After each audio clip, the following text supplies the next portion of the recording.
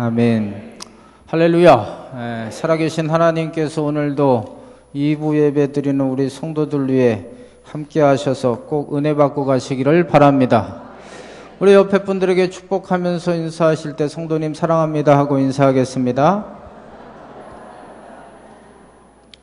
우리가 이 세상을 살면서 많은 것들이 필요합니다. 그 중에 가장 기본적인 것이라고 하면 믿음이 참 필요합니다. 믿음 참 필요하죠. 세계적인 물리학자였던 아인슈타인 박사가 이런 말을 했습니다. 과학의 기초는 믿음이다. 이런 얘기를 했습니다. 잘 이해가 안 가시죠? 과학과 믿음이 전혀 동떨어진 얘기 같은데 과학의 기초가 믿음이다. 예를 들어 이 과학의 결정체들이 자동차나 비행기나 또 우주선 같은 거 아닙니까? 근데 그 비행기나 자동차나 우주선도 믿음이 있어야 그걸 타지. 못 믿으면, 그 기계를 못 믿으면 그게 탈 수가 없는 것입니다. 믿음은 우리 일상생활에서도 아주 필요합니다. 예를 들어서 개인적인 행복을 위해서도 믿음이 있으셔야 됩니다. 나는 행복할 수 있다. 이런 믿음을 가진 분과 그런 마음이 없는 분들의 라이프 스타일은 완전히 다를 수밖에 없고요. 가정에서도 마찬가지입니다. 우리 가정이 행복할 수 있다는 믿음을 가질 때 믿음이 없는 분과는 차원이 다를 수밖에 없습니다. 나라도 마찬가지입니다. 이 나라가 잘 된다는 믿음이 있고 나라가 때로는 위기를 만나도 이 위기를 잘 극복할 수 있다는 믿음이 있을 때 그 위기를 잘 극복할 수가 있습니다. 1930년도 미국의 경제 대공황이 왔습니다. 그 바람에 주식이 다 떨어지고 또 은행이 파산하고 또 회사들이 다 문을 닫고 실직자들이 많아져 가지고 자살률이 높아졌습니다. 다 절망하는 그 순간에 1933년 미국의 32대 대통령 프랭클린 루즈벨트 대통령이 당선이 되고 나서 이런 얘기를 합니다. 우리 믿음으로 전진합시다. 사람들의 마음속에 믿음을 심어줍니다. 우리 지도자는요, 어떤 상황 속에서도 희망을 말하는 것이 중요한 것 같습니다. 부채질 좀 하지 마실래요? 저 헷갈려서 못하겠어요. 헷갈려. 어디까지 했어요? 희망? 하여튼 지도자는 희망을 얘기해야 돼요. 그 이야기를 듣고 미국 사람들이 그 위기에서 잘 극복하게 된 것입니다. 영국 같은 경우도 1970년도에 IMF를 당하게 됐습니다. 이때 영국은 영국의 고질병인 노동자들의 파업 때문에 되는 게 없었어요. 이때 철의 여인이라고 하는 대처 수상이 재임을 하게 됐는데 그가 한 말이 우리 영국은 회복될 수 있습니다 하고 사람들에게 소망을 주고 믿음을 주어서 그 위기를 잘 극복할 수가 있었습니다. 믿음은 그만큼 중요한 것입니다. 성경도요, 믿음을 강조합니다. 물론 좀 전에 말한 믿음과 성경이 말하는 믿음과는 차이가 있어요. 가장 근본적인 차이는 믿음의 대상이 다르다는 것입니다. 우리는 하나님을 믿습니다. 마가복음 11장 22절 말씀에 예수님께서 말씀하시기를 하나님을 믿으라고 말씀하고 있습니다. 이 말씀을 하게 된 배경은 예수님께서 예루살렘 성전에 가시다가 시장하셨나 봐요. 그래가지고 그 길가에 무화과 나무한테 갔어요. 그 무화과 나무는 잎이 중요한 게 아니라 열매가 중요한 거거든요. 시장하시니까 열매를 얻기 위해서 무화과 나무한테 갔는데 열매는 없고 잎만 무성한 것입니다. 그래서 예수님께서 그 나무를 향하여 저주하셨어요. 어떤 분들은 예수님 이거 정신병자 아니냐? 왜 가만히 있는 나무를 저주하시느냐? 근데 그 당시 상황이 이제 종교 지도자들이 열매는 하나도 없고 잎만 무성한 것을 보면서 상징적으로 예수님이 교훈을 주신 것입니다. 하여튼 예수님이 그 나무를 향하여 저주하시고 나서 아침에 다시 성전에 올라가시다가 베드로가 딱 보니까 그 저주한 나무가 싹 말라버린 거예요. 그게 깜짝 놀라서 어떻게 이런 일이 일어났느냐 하고 예수님께 물어봤을 때 예수님이 하신 말씀이 하나님을 믿으라는 것입니다. 이 말씀은 하나님이 어떤 분인가를 말씀하는 것입니다. 하나님은요, 전지전능하시고요. 하나님은요, 불가능을 가능케 하시며 하나님은요, 말한 대로 되게 하시는 하나님이세요, 여러분. 그 하나님이 우리가 믿는 하나님이라는 거죠. 하나님을 믿으면 여러분 좋은 일이 생깁니다. 오늘 2부 예배 오신 분들 왜 여기 이 자리에 와 계십니까? 요즘 피크철이라 휴가철이라 많은 사람들이 산과 들로 해외로 여행을 하는데 왜 우리가 주의를 지킵니까? 하나님 믿으면 천국 간다는 믿음이 있기 때문에 그런 것이 아닙니까? 여러분, 하나님을 믿어야 천국 가요, 여러분. 또 하나님을 믿으면요, 하나님이 주시는 평안함이 있다고 말씀하고 있습니다. 요한복음 14장 26절, 27절 말씀에 보니까 주님이 주시는 평안은 이 세상이 주는 것 같지 아니하다. 주님이 우리에게 평안을 주십니다. 여러분, 어떤 염려, 걱정, 근심, 불안한 마음 있을지라도 이 시간 하나님을 믿으면, 염려보다 크신 하나님을 여러분 심령에 모시면 염려는 날아갈 것이고 여러분 마음에 하나님이 주신 평안함이 넘치게 될 줄로 믿습니다. 하나님을 믿으면 좋은 일이 일어납니다. 문제가 해결됩니다. 오늘 마가복음 2장 말씀을 봤어요. 이 말씀을 보니까 주님께서 믿음을 보시고라는 말씀이 나옵니다. 2장 5절에 믿음을 보셨습니다. 이게 제일 중요한 거예요. 믿음을 보시고 그 사람의 죄 문제를 해결하시고 병을 치료하시는 내용이 오늘 말씀의 내용입니다. 보통 다른 본문은요, 이렇게 병자에게 예수님께서 말씀하실 때 내 병에서 치료됐다 이렇게 말을 하시는데 예수님이 말씀하시기를 작은 자여 내 죄 사함을 받았다 이렇게 예수님이 말씀하십니다. 보통 예수님이 말씀하신 내용과는 다른 거죠. 왜 이렇게 예수님께서 말씀하셨냐? 중요한 것은 예수님은 죄를 사하는 능력이 있다는 것을 말씀하는 것입니다. 여러분, 인생이 왜 불행해지었습니까? 하나님이 우리를 만드실 때는 행복한 존재로 만들었거든요. 지금도 여러분 우리의 삶에 왜 힘들어지느냐? 이 죄 때문이라는 것입니다. 죄가 있으면은요, 에레미야 5장 25절에 보니까 하나님은 좋으신 하나님으로서 우리에게 언제나 좋은 것을 주시기를 원하지만 그 죄 때문에 하나님께로부터 오는 좋은 것들이 다 막아진다고 말씀하고 있습니다. 결국은 로마서 6장 23절 말씀에 보면 죄의 값은 사망입니다. 결국은 다 죽어버리는 것입니다. 이 죄 문제를 누가 해결하셨느냐? 예수님이 이 땅에 오셔서 해결하셨다는 것입니다. 예수님이 이 땅에 오셔서 3년간 공생애를 하면서 크게 하신 사역이 병자를 치료하시며 귀신을 내어쫓고 또 말씀을 전하시고 하나님의 말씀을 전도하신 일을 하셨습니다. 그러나 예수님이 이 땅에 오신 가장 큰 목적은 십자가 지시는 일입니다. 그래서 복음서를 보면은요, 그 분량이 십자가 지는 얘기, 일주일 후의 얘기가 거의 3분의 1을 차지할 정도로 십자가에 대한 이야기를 많이 하고 있습니다. 그 십자가를 통해서 우리의 죄를 사하시기 위해서 그런 것입니다. 에베소서 1장 7절 말씀, 요한복음 1장 7절 말씀에 보면 그의 피로 우리의 죄를 사한다고 말씀하고 있습니다. 그러니까 예수 믿으면서 가장 큰 복이 무엇이냐 하면 죄 사함을 받는 것이 가장 큰 축복이에요, 여러분. 죄가 있으면 천국 못 가요. 이 죄 문제를 누가 해결하시느냐? 예수님이 해결하신 것입니다. 그래서 오늘 예수님께서는 그들이 오해받을 정도로 신성모독이다라고 할 정도로 이 사건 후에 그 다음부터 종교 지도자들이 예수님을 어떻게 하든지 죽이려고 난리를 치는 거거든요. 그럼에도 불구하고 가장 중요한 거, 예수님이 나의 죄 문제를 해결하신다는 것을 보여주기 위해서 이 말씀을 하신 것입니다.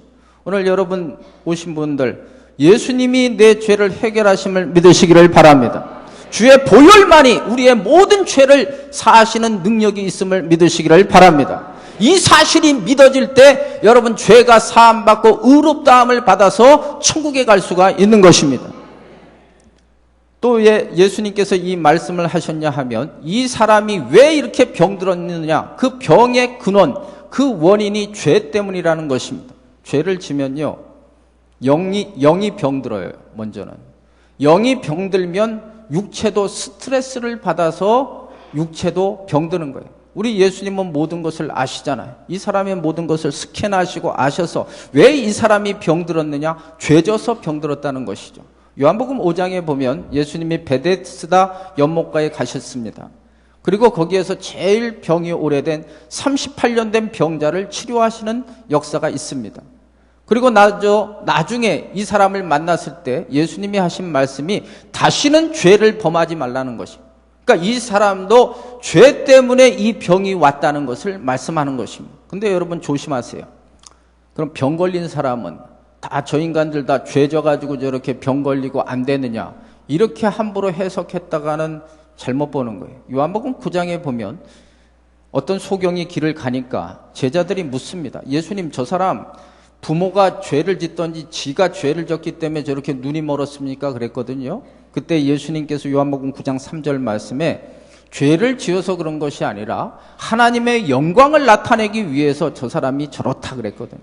그러니까 함부로 우리가 다른 사람의 고난에 대해서 이러쿵저러쿵 얘기할 게 없어요. 그건 하나님의 영역이지 사람의 영역이 아니라는 것입니다. 그래서 예수님께서는 이렇게 보통은 병이 치료됐다 하고 본문이 끝나야 돼요.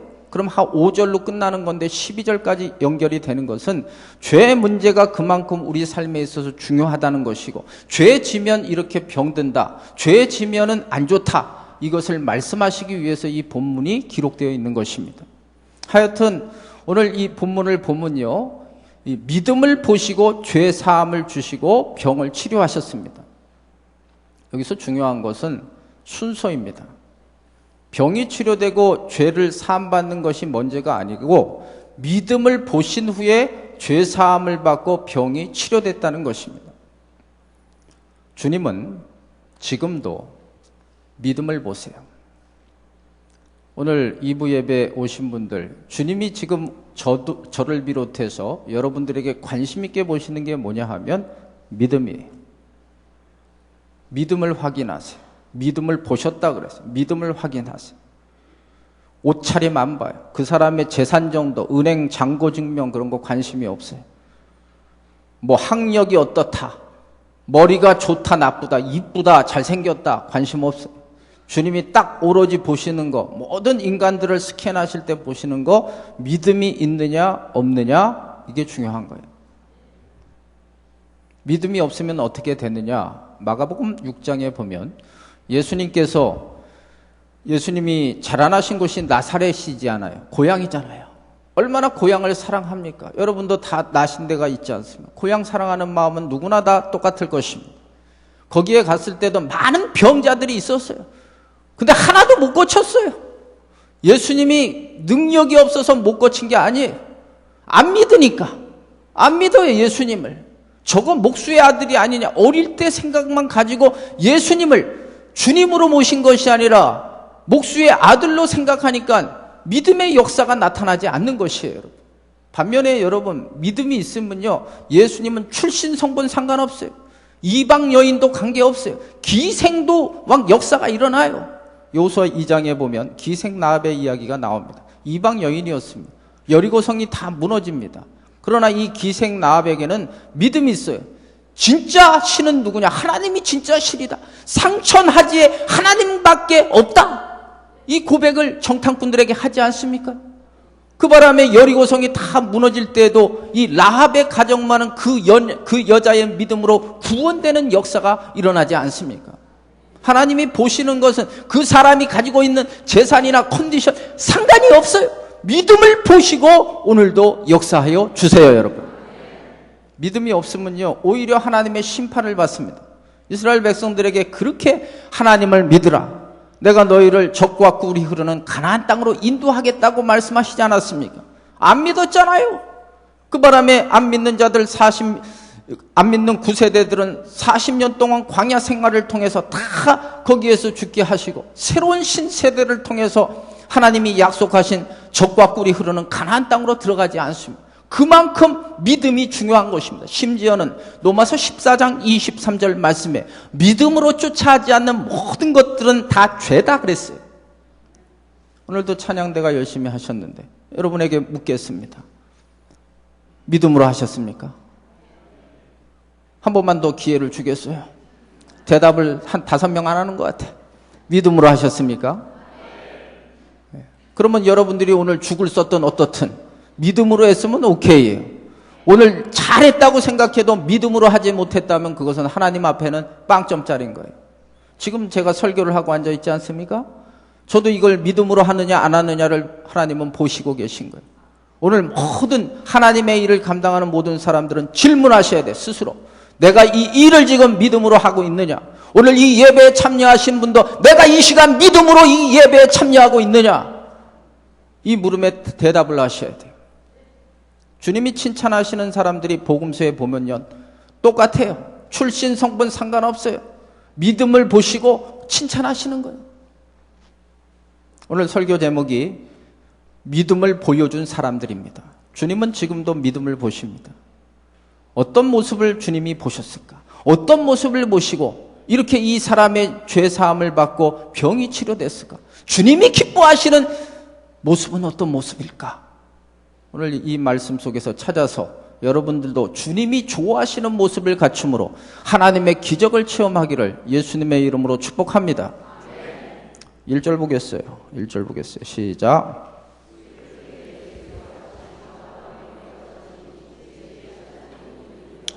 여기 들었다는 말이 중요합니다. 듣는 게요, 믿음의 모습이에요. 하나님 앞에서는. 소문을 들었다 그랬어요. 이 세상엔 소문이 많아요. 좋은 소문도 있고 나쁜 소문도 있어요.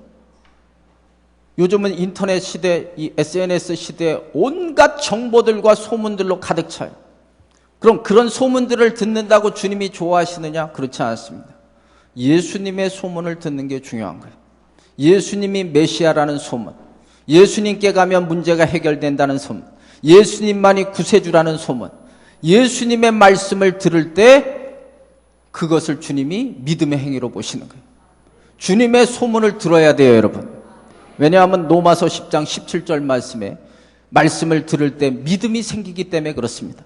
이사야 55장 3절 말씀에 주의 음성을 들어야 우리는 산다고 말씀하고 있습니다. 이번 주 신방을 갔어요. 참 은혜 받았어요. 신방 가서. 왜냐하면 그분이 신방을 갔을 때 설교를 듣고 있었거든요. 참 어려운 환경 속에서도 얼굴 표정을 보니까 누가 봐도 절망적인 상황입니다. 근데도 그 얼굴 표정을 보니까 소망이 있어요. 하루에 설교를, 오늘 이 설교도 그분 들으실 거예요. 4편씩 들으신대요. 그러니까 그 어려운 속에서도 얼굴에 기쁨이 있는 거예요. 말씀을 들으셔야 돼. 그래야 사는 거예요, 여러분. 감동적인 얘기는 몸은 그래도 영혼은 하나님의 말씀을 들어야 살지 않습니까? 하고 옆에 있는 분이 얘기를 했어요. 말씀을 들어야 돼요. 근데 여러분 듣는데도 성경에 보니까 2가지입니다. 듣는 자세가. 아주 삐딱하게 부정적으로 듣는 사람들이 있어요. 창세기 19장 14절에 보면 하나님께서 소돔과 고모라를 멸할 때 아브라함의 기도를 들어주셔서 그 조카 롯의 집안을 구출하는 장면이 나옵니다. 그 하나님의 사자를 보냈어요.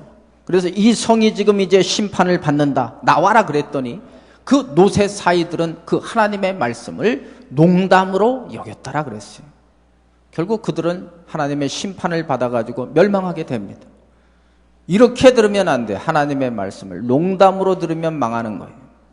그러나 하나님의 말씀을 또 아주 파지티브하게 긍정적으로 듣는 사람이 있습니다. 데살로니가 교회는 아주 은혜로운 교회였습니다. 믿는 자의 본이 되었다고 말하고 있습니다. 왜 그 교회가 그렇게 칭찬을 들었느냐 하면 데살로니가전서 2장 13절 말씀에 보면 그들은 하나님의 말씀을 들을 때 사람의 말로 듣지 아니하고 하나님의 말씀으로 들었다는 거예요, 여러분. 오늘 이 무예배 드리는 분들, 여러분 하나님 말씀을 들을 때 하나님 말씀으로 듣기를 바랍니다. 고린도서 1장 20절 말씀에 그리스도의 말씀은 얼마든지 예가 되니 아멘하여 하나님께 영광을 돌리라. 여러분이 그 말씀이 하나님의 말씀이라면 여러분 그 말씀에 동의하시는 아멘을 통해서 하나님께 영광을 돌리시기를 바랍니다. 제가 목회를 하면요, 여기서 지금 저는 어떻게 보면 습관을 좋게 들었는지 더럽게 들었는지 몰라도 하여튼 여러분들을 지금 다 보면서 하잖아요. 때로는 이게 참 좋은 것 같아요. 여러분들과 이 아이 컨택트를 하면서 말씀을 전한다는 게 축복이지만 어느 땐 참 내가 왜 이런 더럽게 습관을 들었나 하는 생각도 들어요.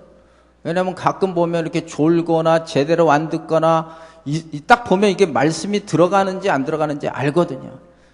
보통 목사님들은 이렇게 원고를 보면서 한번 이렇게 보고 병아리처럼 한번 하늘을 보고 이러면서 이렇게 왔다 갔다 하니까 여러분들에게 신경 쓸 틈이 없어요. 근데 저는 이걸 다 더럽게 외워가지고 해가지고 이거 보고 하니까 때로 아까 같은 분도 미안해요. 제가 좀 직설적이라 미안한데 이 부채질 하면은 같이 부채질 하는데 정신이 헷갈리는 거예요. 그래서 제가 더럽게 버릇이 들었다 이렇게 하는 거예요. 분명한 것은 이 설교를 잘 듣는 분들이 잘 되더라고요, 여러분. 여러분 잘 들으시기를 바라요. 그래야 주님이 그 모습을 보시고 역사하시는 거예요. 두 번째는 오늘 3절 보겠어요. 3절 보겠습니다. 시작.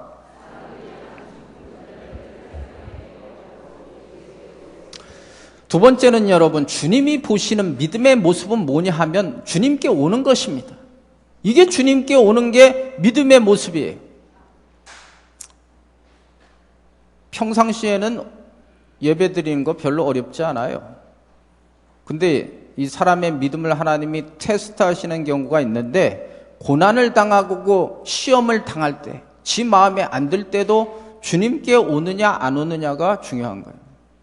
많은 경우 제가 목회를 하다 보면은 정말 고난을 당하면 주님을 찾아야 되는데 술주자, 술을 찾는 분들 많고요. 사람을 찾고요. 그냥 잊으려고 여행을 가고요. 주님이 그런 모습을 보고 기뻐하실까? 아니지 않습니까? 이때가 중요한 거예요. 힘들고 어려워도 주님께 나오는 것이 중요한 거예요. 힘들고 어려워도 예배 자리에 나오시는 게 축복이에요, 여러분. 또 많은 분들이 힘들면 사명을 놔버려요. 안 해버려요. 근데 성경에 이런 말이 있습니다. 사명은요, 생명보다 귀한 거예요. 제가 그래도 이 목회를 지금 계속 하고 있는 이유가 뭐냐 하면 생각해 봤어요. 하나님이 나에게 이 설교의 사명을 주셨다고 저는 믿고 여태까지 설교를 하고 있습니다. 때로는 이 설교 준비가 참 어려워요. 은혜가 안 되는데 전할 수는 없잖아요. 근데 이 힘든 사역이지만 이 설교 사명 때문에 여기까지 온 거거든요. 그러니까 사명은요, 저와 여러분에게는 생명줄과 같은 거예요. 그 힘들다고 끊어버리면요, 같이 끊어지는 거예요, 여러분. 마지막 여러분과 제가 천국에 갈 것을 믿으세요, 여러분? 천국은요, 예수 믿으면 구원받아 천국 가요. 그러나 천국 가서 상급은 다르거든요. 얼마나 하나님을 위해서 충성했느냐, 사명 감당했느냐, 너가 정말 사람들에게 박수 받지 않고 힘든 때에도 그 자리를 얼마나 지켰느냐, 그 모습을 보시고 하나님 축복하시는 거거든요. 계시록 3장에 보면 빌라델비아 교회가 나와요. 계시록 2장과 3장에는 7교회가 나옵니다. 여러 가지 교회형이 나와요. 칭찬 들은 교회도 있고 책망 들은 교회도 있고 칭찬과 책망을 동시에 들은 교회도 있어요. 서머나 교회와 빌라델비아 교회는 칭찬만 들었어요. 이 빌라델비아 교회가 칭찬 들은 이유는요, 작은 능력을 가지고도 하나님의 사명을 끝까지 붙들었기 때문에 그 교회는 칭찬받은 거예요. 그러니까 사람 보고 일하지 마시라니까요.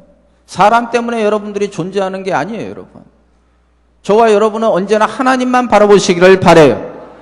저한테 여러분에게 사명을 주신 분이 사람이라면 때려쳐야 되는 거예요. 나는 밥이라도 주잖아요. 교회에서 돈이라도 나오잖아요. 사역을 하는. 여러분들은 뭐가 나오겠습니까? 누구 때문에 존재하는 거예요? 사명을 끊으면 여러분도 끊어지는 거예요. 그러니까 누가 뭐래도 하나님께서 주신 사명을 잘 붙들고 열심히 하셔야 돼요. 제가 지금 여러분들을 어떻게 하든지 이렇게 꼬셔가지고 일을 시키려고 하는 것처럼 들리십니까? 천만의 말씀. 그럴 마음 하나도 없어요. 하나님의 교회예요. 여러분이 안 하면 또 다른 사람들에 의해서 채워줘요, 여러분. 여러분이 사는 방법, 시험 들고 어렵고 고난이 당해도 주님께 나와야 살아요, 여러분. 예배자리에 나오셔야 돼요. 힘들어도 자꾸만 예배자리에 그게 소망이에요. 그래야 말씀을 들으니까 그래야 살 수가 있는 거예요.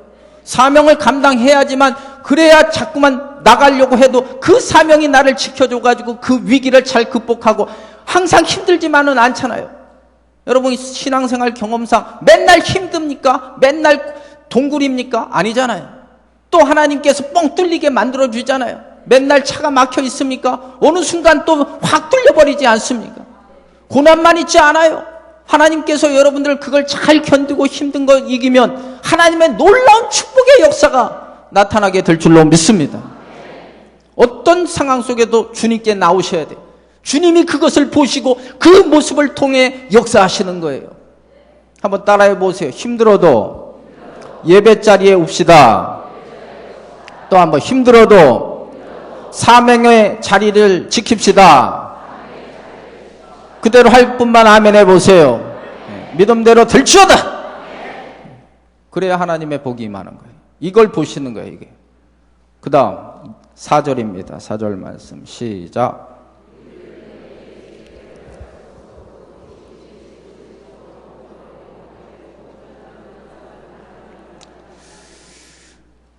세 번째는요, 주님이 보시는 모습은요, 장애가 있다고 포기하는 거 아니에요.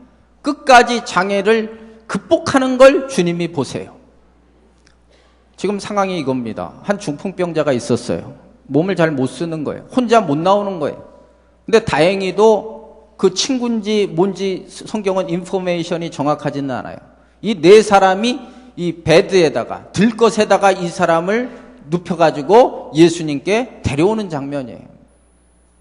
그래도 이 사람은 복받은 사람이죠. 성경은 정확히 나오지 않지만 그래도 인간관계가 괜찮았나 봐요. 인간관계가 더럽다면 이 사람 이렇게 데리고 안 나오겠죠. 그래도 그 4명이라도, 몇 명인지는 몰라도 4명이라도 이 사람을 위해서 이렇게 헌신할 수 있다는 사람이 있다는 것은 참 좋은 거예요. 오늘 이 자리에 오신 분들, 여러분 좋은 인간관계가 되시기를 바라요. 혼자 살 수는 없잖아요. 독불장군은 없잖아요. 서로 돕고 도와주는 관계가 될 때, 어려울 때 이런 도움을 받는 거예요. 근데 딱 왔는데 예수님은 지금 집 안에 있어요. 사람들이 예수님 말씀 들으려고 집 밖에까지 가득 찬 거예요. 도저히 들어갈 수가 없어요. 열심히 노력했잖아요. 그래도 여기까지 데려왔잖아요. 할 말 있잖아요. 솔직히 말해서 네 눈 봐라. 야, 좀 일어나서 봐봐. 이 지금 갈 수가 없어. 더 이상 갈 수가 없으니까 우리 이제 그만 가자. 이래도 이 중풍병자 입장에서는 고마워야 되죠. 여기까지 왔으니까. 그렇지 않습니까? 근데 중요한 건 여기까지 온 다음에 끝쳤다. 그러면 이 사람은 기적이 일어나지 않는 거죠. 조금 장애가 있다고 포기하면요, 아무것도 나타나는 것이 없다는 거죠. 우리가 주님을 믿다 보면은요, 반드시 이런 장애물이 꼭 나타나게 돼 있어요. 때로는 그것이 자기 체면일 수가 있어요. 자기 때문에 못 나올 수가 있어요. 내가 체면이 있는데 말이지. 그런 분들에게는 누가복음 19장에 보면 삭개오 얘기를 해드리고 싶어요. 이 삭개오는요, 체면으로 따지면 사회적 지위가 있는 인간이에요. 여리고의 세무서장이고요. 그래도 그 지역 유지 아닙니까, 여러분? 예수님 지나간다는데 보고는 싶은데 대신 이 사람이 키가 작은 거예요. 그래서 예수님 앞에 갈 수가 없는 거예요. 그럼 보통 사람들이면 아이고 뭐 안 되네 하고 포기할 텐데 이 사람은 어떻게 합니까? 키가 작으니까 그 핸디캡을 극복해가지고 그 나무 위에 뽕나무 위에 올라가니까 그 모습을 예수님 보시고 내려오라 그래가지고 그 집에 구원이 이르렀다 하고 그 가정이 놀라운 축복의 역사가 나타나지 않습니까? 혹시 이 시간에 여러분 자기 체면 이런 거 생각하지 마세요. 그게 체면이 밥 먹여줍니까? 누구 말 맞다나? 예? 열왕기하 5장에 보면 나만 장군이 이스라엘에 가면은 병 치료된다고 해서 시컨 왔더니 그 엘리사라는 선지자가 하는 얘기가 요단강 가서 7번 몸을 담그라 그랬잖아요. 지 생각에는 어땠어요? 보통 스토리가 자기의 이런 계급장 쥐 보면은 왁 쫓아 내려와가지고 그 상처 위에 막 손을 흔들어 대면서 안수 기도하면서 낫게 해달라고 그런 스토리를 생각했는데 관심도 없고 나를 무시해? 내가 아람 나라 세컨 2번째인데? 이런 생각을 가졌지만 옆에 또 친구가 좋은 친구, 그래서 사람이 옆에 좋은 사람이 필요한 거예요. 부정적인 말을 하는 인간이 있었으면 그냥 포기하고 갔을 텐데 그거 한번 못합니까? 그랬더니 그가 계급장 다 뛰고 옷 벗고 요단강 들어가서 7번 몸을 담글 때 기적의 역사가 일어나지 않습니까? 한번 다시 말씀드리겠습니다. 체면이 밥 먹여주지 않습니다. 주님께 나올 때는 그거 다 벗어버려야 돼. 다윗이 하나님의 법궤가 들어올 때 너무 좋으니까 왕 체면 다 버리고 어린 아이같이 막 춤을 췄잖아요. 그것을 보고 미갈이 막 조롱하고, 야, 저거 왕 주제 체면도 불구하고 저렇게 계망신을 떠내 그랬지만 하나님이 어떤 모습을 좋아하셨어요? 어린아이가 그 하나님 모습 축복하시고 미갈의 태는 확 닫아가지고 애 못 낳게 만들어주시지 않았습니까? 오늘 이 자리에 오신 분들 체면이 밥 먹여주지 않습니다. 주님 앞에는 포장지를 뜯으셔야지만 은혜를 받을 수 있어요, 여러분. 때로 주변에 또 사람들이 방해하는 수도 있어요, 때로는. 좀 내가 주님 잘 섬기려고 그러면 옆에 있는 인간들이 꼭 고춧가루 뿌리고 기분 나쁜 말로 해가지고 시험 들게 만들 수가 있거든요. 마가복음 10장에 보면 바디메오가 예수님이 지나간다는 말을 들었습니다. 소경이니까 뱀니까 안 보이잖아요. 사람들은 가득 차고. 그래, 그가 할 수 있는 최선이 무엇이냐? 소리 지르는 거죠. 다윗의 자손 예수여, 나를 불쌍히 여겨달라고. 나를 불쌍히 좀 여겨달라고. 그랬더니 옆에 있는 사람들이 시끄럽다 이 소경아 하면서 욕을 해대면서 조용하라 그런 거예요. 이럴 때 여러분들은 어떻게 하겠어요? 아유, 기분 더러워지네. 못하겠다. 팔자대로 살래. 이러면 팔자대로 사는 거예요. 근데 바디메오는 더욱 소리질러 다윗의 자손 예수여, 나를 불쌍히 여겨주세요. 이 소리를 예수님 듣고 걸음을 멈추시고 바디메오를 나오게 하시지 않습니까? 사람 때문에 예수 믿는 게 아니에요. 개는 짖어도 기차는 간다. 알겠죠? 들을 건 들으셔야 돼요. 물론 꼴통으로 남의 얘기 안 듣는 것도 문제지만 믿음의 행위를 하는 데 있어서 반드시 반대 세력이 있다는 건 각오를 하셔야 돼요. 다윗이 골리앗의 말을 듣고 마음에 분이 난 거예요. 어떻게 저 인간이 하나님의 이름을 모독하느냐 하고 믿음으로 나갈 때 그 형 엘리압이 너는 맨날 참견질이고 오지랖 넓다 하면서 조롱하지 않습니까? 그 말에 그냥 형이 그러니까 포기해야지 이랬다면요, 다윗은 없어요. 그 말 다 무시하고 개는 짖어도 기차는 간다. 그리고 나아갈 때 승리하지 않습니까? 너무 많은 얘기를 들으려고 하지 마세요. 너무 많은 사람들에게 인정받으려고 하지 마세요. 정신병 걸려요. 또 때로는요, 환경적인 것이 장애가 될 수 있어요. 오늘 본문 말씀도 보면 지붕이 있는 거예요. 사람은 많고 갈 수가 없는 거예요. 지붕을 뚫어야 돼요. 근데 여러분들이 이 성경을 보면서 야, 어떻게 저 콘크리트, 우리 같은 콘크리트 지붕을 뚫었나? 혹시 이거 드드득 하는 거 있어가지고 뚫었냐? 아니에요. 유대 지붕은 좀 달라요. 충분히 이렇게 걷어낼 수 있을 거예요. 또 이런 생각도 할 수 있어요. 아니, 인간들은 전혀 이렇게 가택 침입죄고 가택 파괴죄 아닙니까? 뭐 법적으로 따지면. 이런 생각도 할 수가 있어요. 저는 이렇게 봐요. 인간이 먼저고 급하니까 그런 수를 쓴 거예요. 물론 나중에 이렇게 다 손해배상을 했겠죠. 환경이 좀 나쁘다고 포기해버리면 안 되는 거죠, 여러분.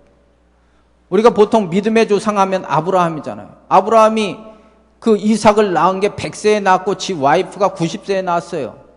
남자는 물론 뭐 나이가 들어도 애를 낳을 수는 있는 것 같아요. 근데 여자는 컨디션이 안 되지 않습니까? 생리가 끊어져가지고 낳을 수 없는 컨디션 아니에요. 환경적으로는 불가능하지만 하나님 말씀이 있으니까 끝까지 믿어 결국은 이삭을 낳지 않습니까? 환경의 지배를 받지 않기를 바랍니다. 장애가 있다고 포기하시면 안 돼요. 그럼 어떻게 이 네 사람은 이런 장애를 포기하지 않고 끝까지 이렇게 극복할 수가 있었을까? 뭐가 이 사람들의 특징일까를 제가 연구를 해봤어요.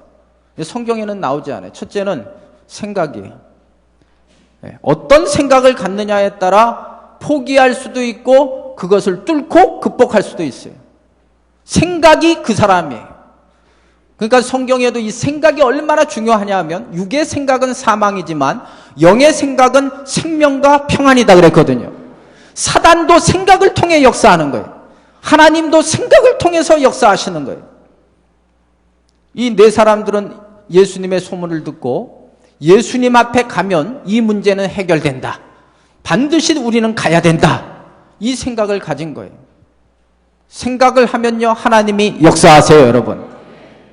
요셉 같은 경우도요, 그렇게 심한 고난과 어려움을 당했지만 끝까지 그의 꿈을 이룰 수 있었던 비결이 뭐냐 하면은 창세기 50장에 보면 형들에게 이런 얘기를 합니다. 우리 하나님은 악을 선으로 바꾸시는 하나님이시다 그랬거든요. 하나님에 대한 좋은 이미지를 가지니까 하나님이 역사하시면 된다는 그 생각을 가지고 그 많은 환난과 고난과 어려움을 잘 극복할 수가 있었던 거예요. 사도 바울도 마찬가지 아닙니까? 로마서 8장 28절 말씀에 하나님을 사랑하는 자, 곧 그 뜻대로 부르심을 입은 자들에게는 합력하여 선을 이루신다. 오늘 이 예배 드리는 분들 생각을 바꾸시기를 바랍니다. 하나님이 하시면 된다. 하나님이 역사하시면 된다. 그 생각을 갖고 절대 장애물에 대해서 굴복하지 마시고 그것을 극복하시기를 주의 이름으로 축복합니다. 또 한 가지는 말을 잘하셔야 돼요. 말이 부정적이면요 포기할 수밖에 없어요. 사람은 말에 영향력을 받게 되어 있습니다. 말을 어떻게 하느냐에 따라 하나님도 도와주시고 하나님이 스톱시킬 수도 있어요. 민수기 13장 14장에 보면 하나님이 약속하신 젖과 꿀이 흐르는 가나안 땅을 향하여 정탐을 하고 온 12명의 정탐꾼이 10명은 이렇게 말하잖아요. 우리는 안 된다는 것입니다. 우리는 그들 보기에 메뚜기 같아가지고 도저히 안 된다는 것이 안 되잖아요. 말을 그렇게 하니까 안 되는 거예요. 그러나 두 사람 여호수아와 갈렙만은 하나님이 우리와 함께 하시면 그들은 우리의 먹이다. 그들은 우리의 밥이 된다. 이 말을 통해서 긍정적인 말을 통해서 결국은 가나안 땅에 들어가지 않습니까? 장애물을 극복하는 거 여러분 말을 잘하시기를 바랍니다. 우리 집안은 잘 된다. 이렇게 말해야 집안이 잘 되잖아요. 우리 교회는 잘 된다. 하나님께서 우리 가정을 통해 역사하신다. 우리 자녀들을 통해 하나님이 역사하여 주신다. 내가 하는 이 사업에 하나님이 역사하시면 된다. 여러분 말대로 될 줄로 믿습니다. 교회에서 제일 나쁜 인간들이 어떤 인간들이냐 하면 말을 부정적으로 하는 인간들이 제일 나빠요. 제가 목회를 하면서 느끼는 게 말을 부정적으로 하는 사람들은 전염시키는 거예요. 10명의 정탐꾼이 원망하고 불평하니까 그 공동체가 다 같이 원망하고 불평하다가 못 들어간 거거든요. 바라기는 우리 일신교회 성도들은 절대로 부정적인 말을 안 하시기를 바라요, 여러분. 하나님 믿으십니까, 여러분? 그러면 상황과 환경이 아무리 나빠도 하나님이 역사하시면 잘 될 것을 믿으세요, 여러분? 그러면 말하지 마세요. 하나님이 함께 하시면 된다고 믿는 분들은 말하지 마세요. 제일 교회 공동체를 깨고 가정 공동체를 깨고 공동체를 깨는 주범이 말 부정적으로 하는 사람들, 말을 옮기는 사람들, 말을 이상하게 하는 사람들, 이런 사람들이 최고로 하나님의 영광을 가리는 사람이에요. 저는 오늘 2부 예배 드리는 분들이 혹시 그럴지라도 마가복음 9장에 보면 예수님께서 그 아버지가 도와달라 되면 되고요 그랬더니 예수님이 뭐라 그래요? 할 수 있거니 무슨 말이냐? 믿는 자에게는 능치 못할 일이 없느니라. 말을 바꿔주신 후에 기적이 일어난 것처럼 오늘 이 설교를 듣는 분들이 말이 달라짐으로 하나님의 기적의 역사가 나타나기를 바랍니다. 말씀을 정리하겠습니다. 하나님은 이 시간도 관심 있는 것 믿음을 보십니다. 어떤 믿음을 보시냐? 하나님 말씀을 잘 듣는 걸 보세요. 두 번째는 어떤 환경 속에서도 하나님 앞에 나오는 걸 보세요. 세 번째는 장애물이 있어도 굴하지 않고 그것을 뚫고 나가는 것을 보세요. 그 믿음을 보시고 하나님이 역사하세요. 오늘 이 설교를 듣는 분들 이 말씀을 잘 적용해서 여러분의 삶에 있는 모든 고난과 어려움들이 예수님의 이름으로 극복되기를 정말 잘 되기를 주의 이름으로 축복합니다. 우리 찬양하겠어요.